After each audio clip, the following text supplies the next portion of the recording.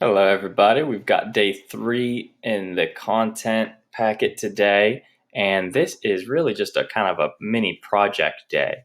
So, what I'm going to have you do is I'm going to have you go to page 7 in your packet, and you are going to check out the example that I made for you. So, here is an example of a piece of your project. So, what you're going to be doing is you need to think of a person or an occupation, and you need to draw that person doing their job. You need to label the objects in your picture as human, natural, or capital resource. If the person isn't using one of these resources, you need to write a short description for me, just like in my example, of how the human resource uses natural and capital resources to do his or her job. So I'm going to explain my example to you here. So what I have is I have a shoemaker, a person making shoes. And that shoemaker needs several things. They need natural resources such as leather, and leather comes from animals, and animals come from nature. The shoemaker needs a sewing machine, some sort of ruler to measure the size of the pieces that they're using. And obviously, they are working in a factory, so that's another capital resource. So here's my little story of how the shoemaker uses these things.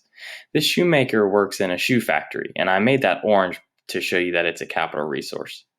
He is using a sewing machine, a tape measure, and leather to make a new pair of shoes. So the shoes are the goods that he is making, and the leather can be a natural resource or a capital resource. Since it does come from nature, it's natural.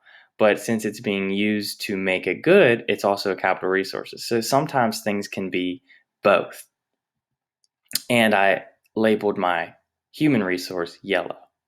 So yours does not have to look like mine. Obviously, I did not draw mine. I made mine on Google Slides.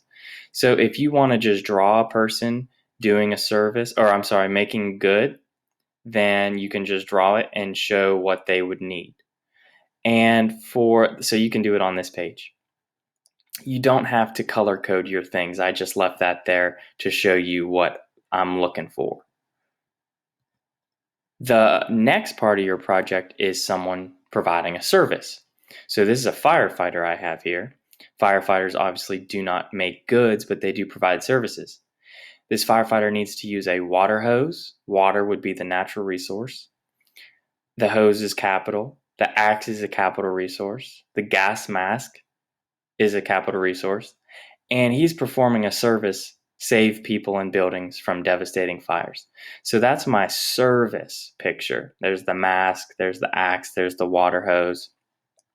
So that's what I want you to do for a service, is think of someone who doesn't necessarily make something, but they do provide a service. They do something to help people. So you can ask for some help, for some examples of what are some people that make goods, what are some people that provide services. You can use the internet to maybe research and think about what are some resources that your human resource would use. So that's all I have for day 3 for you.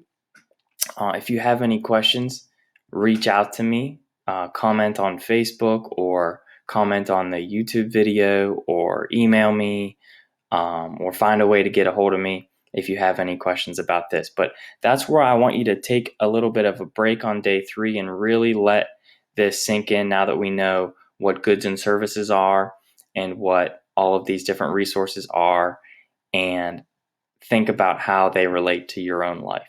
Okay, so that is day 3. Come on back for day 4. And in day 4, we're going to start relating all of these things that we've learned about in economics to what we learned about in our ancient civilizations and how they use these resources as well. All right, I will talk to y'all soon.